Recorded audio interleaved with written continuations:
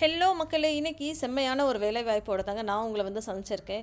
இது யாரு அப்படின்னு சொல்லி பார்த்தா, இந்தியன் நேவி. அதாவது நேவியில நீங்க வொர்க் பண்ணணும் ஆசைப்பட்டீங்க அப்படின்னா, ஸோ அவங்க இப்போதைக்கு வேலைக்கு ஆட்கள எடுத்துட்டு இருக்காங்க. என்ன ரோலுக்கு அப்படின்னு சொல்லி பார்த்தோன்னா, ஷார்ட் சர்வீஸ் கமிஷன் ஆஃபீசர் அப்படின்ற ஒரு ரோலுக்கு தாங்க வேலைக்கு எடுத்துட்டு இருக்காங்க. சரிங்களா? ஸோ அப்ளை ஆன்லைன் அப்படின்ற மாதிரி குடுத்துருக்காங்க. ஸோ கம்ப்ளீட்டா இது ஆன்லைன்ல தான் அப்ளை பண்ண முடியும். 8ஆம் தேதியிலேருந்து 8 பிப்ரவரியிலேருந்து அப்ளிகேஷன்ஸை இன்வைட் பண்ணுறதுக்கு ஆரம்பிச்சிருக்கோம் அப்படின்ற மாதிரி சொல்லியிருக்காங்க.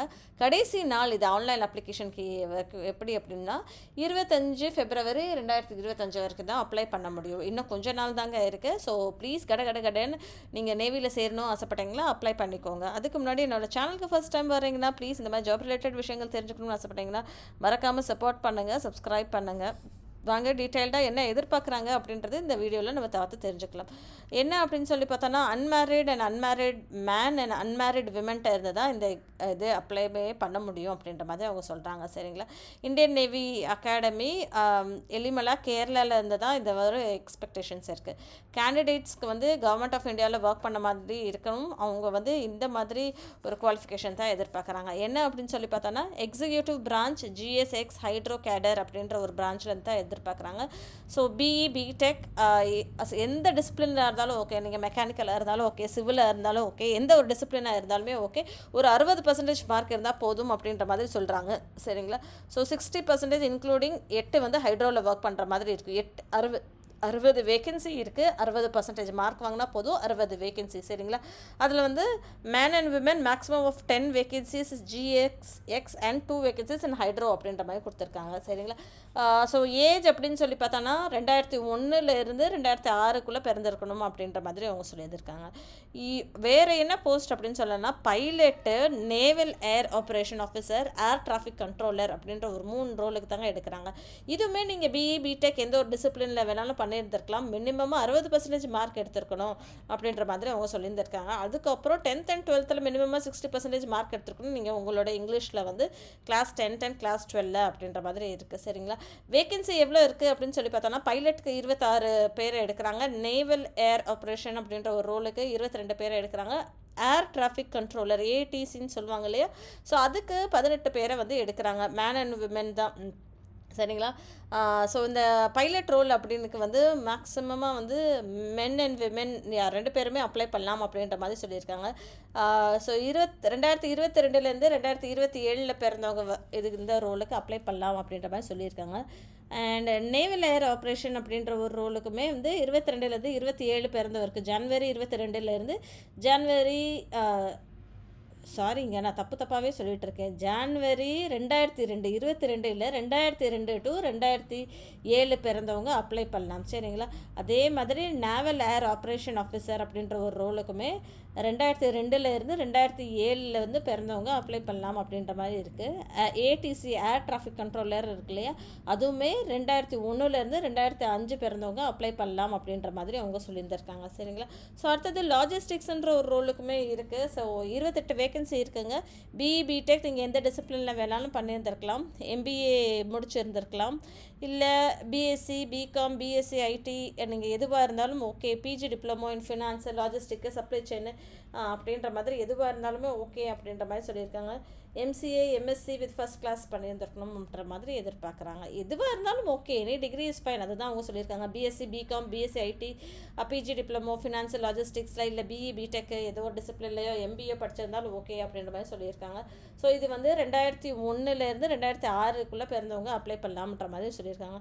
அடுத்தது எஜுகேஷன் செக்டார்லேயுமே அவங்க எடுக்கிறாங்க. என்ன அப்படின்னு சொல்லி பார்த்தோன்னா, 60% மார்க்ஸ் இன் எம்எஸ்சி வாங்குறவங்களுக்கு 7 ரோல் இருக்குங்க. அதே மாதிரி எம்எஸ்சி ஃபிசிக்ஸ் அப்ளைட் ஃபிசிக்ஸில் வித் மேக்ஸ் அண்ட் பிஎஸ்சி அப்படின்ற ஒரு ரோலுக்குமே எடுக்கிறாங்க. அதுக்கப்புறம் 60% mark in MSc chemistry with physics in BSc அதையுமே 7 பேருக்கு எடுத்துகிட்டு தான் இருக்காங்க. அடுத்தது BE BTech with minimum of 60% marks in mechanical இன்ஜினியரிங்கில் 8 பேர். BE BTech with minimum mark of 60% in electrical and electronic communication இன்ஜினியரிங்கில் 8 பேர். அதே மாதிரி 60% ஆஃப் மார்க் இன் எம்டெக் நீங்கள் முடிச்சிருந்தீங்க ஏதாவது ஒரு டிசிப்ளினில் like production engineering machine design அந்த மாதிரி முடிச்சிருந்தா கூட வேலைக்கு எடுக்கிறோம் அப்படின்ற மாதிரி சொல்லியிருக்காங்க. இதுவுமே 8 வேக்கன்சி இருக்குங்க.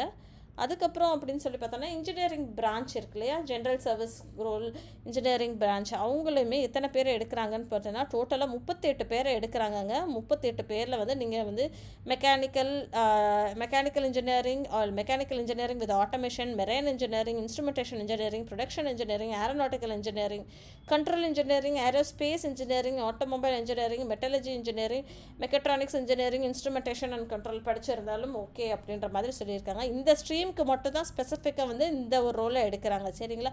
அடுத்தது எலக்ட்ரிக்கல் பிரான்ச் அப்படின்ற ஒரு ரோலுக்கு ஜென்ரல் சர்வீஸ் ஜிஎஸ் அப்படின்ற மாதிரி சொல்லியிருக்காங்க. அது வந்து 60% மார்க் வந்து எடுக்கிற மாதிரி இருக்குது. Electrical engineering, electronics engineering, electrical and electronics, electricals and communication, electronics and telecommunication, applied electrical and communication, instrumentation, electronics and instrumentation and control, applied electronics and instrumentation, power engineering, power electronics, இது எல்லாம் தாங்க அவங்க expect பண்ணுறாங்க. So இந்த ஒரு வேலைக்கு இந்த ஒரு எலக்ட்ரிக்கல் பிரான்ச்சுன்னு சொல்லி ஒரு ரோலுக்கு வந்து 45 பேர் எடுக்கிறாங்க. இதில் வந்து பொண்ணுங்களும் அப்ளை பண்ணலாம், மேனும் அப்ளை பண்ணலாம், ஆண்களும் அப்ளை பண்ணலாம் அப்படின்ற மாதிரி சொல்லியிருக்காங்க.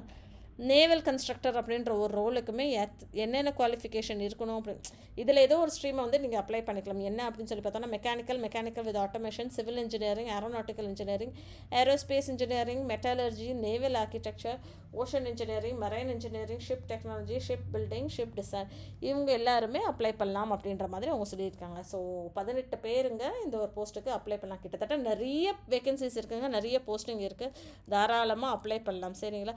ஸோ டீட்டெயில்டாக நான் இங்கே கொடுத்துருக்கேன் யாரெல்லாம் அப்ளை பண்ண முடியும்.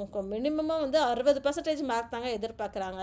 ஸோ இது வந்து நேவி சம்மந்தப்பட்டது இருக்கிறதுனால நிறைய automation based, mechanical with automation, mechanical, aeronautical engineering, aerospace engineering, அவங்க எல்லாருமே கூட இதுக்கு அப்ளை பண்ணலாம் அப்படின்ற மாதிரி அவங்க சொல்லியிருந்திருக்காங்க. சரிங்களா. ஸோ சேலரி டீட்டெயில்ஸ் எவ்வளோ கொடுப்போம் அப்படின்ற மாதிரி அவங்க பே அண்ட் அலவன்ஸ் அப்படின்ற இனிஷியல் கிராஸ் சேலரி சப் லிeutenantக்கு வந்து 1,10,000 கொடுப்போம் அப்படின்ற மாதிரி அவங்க சொல்லியிருந்திருக்காங்க. இது எப்படி அப்ளை பண்ணுறதுமே டீட்டெயிலாக நான் கொடுத்துட்றேன். இந்த ஒரு லிங்க்கில் போய் பார்த்துட்டு இதை ஒரு தடவை கம்ப்ளீட்டாக ரீட் பண்ணிக்கோங்க. ரீட் பண்ணிட்டீங்களா உங்களுக்கு ஒரு ஐடியா கிடைக்கும் இதுக்கு நம்ம அப்ளை பண்ணலாமா என்ன அப்படின்னு சொல்லிட்டு. ஸோ இதை நீங்கள் ரீட் பண்ணிட்டீங்க அப்படின்னு சொல்லிட்டிங்கன்னா என்னென்ன டாக்குமெண்ட்ஸ் அவங்க கேட்குறாங்க அப்படின்றது உங்களுக்கு தெரிஞ்சிடும் இல்லையா. ஸோ அந்த டாக்குமெண்ட்ஸ் எல்லாமே நீங்கள் கேதர் பண்ணி வச்சுட்டு அதுக்கப்புறம் ஒட்டுக்கா சேர்த்து நீங்கள் அப்ளை பண்ணிடலாம். சரிங்களா. ஸோ மெரிட் லிஸ்ட்டில் நீங்கள் இருக்கணும் அப்படின்ற மாதிரி இல்லை. Merit list will be prepared based on SSB marks. இதில் ஒரு மேக்ஸ் வைப்பாங்க இல்லையா, அதில் தான் வந்து நீங்கள் மெரிட் லிஸ்ட் வந்து ப்ரிப்பேர் பண்ணியிருப்பாங்க. அது பிரகாரம் தான் போஸ்டிங் இருக்கும் அப்படின்ற மாதிரி அவங்க சொல்லியிருந்திருக்காங்க. ஸோ செலெக்ஷன் ப்ராசஸ் வந்து shortlisting of application degree based பண்ணி தாங்க சொல்லியிருக்காங்க. இதில் எக்ஸாம் இருக்கும் அப்படின்ற மாதிரி அவங்க எதுவுமே சொல்ல.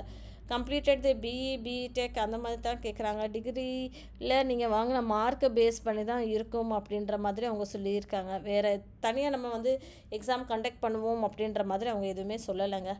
சரிங்களா மக்களே, மறக்காமல் அப்ளை பண்ணுங்கள், சப்ஸ்கிரைப் பண்ணுங்கள். தேங்க்யூ.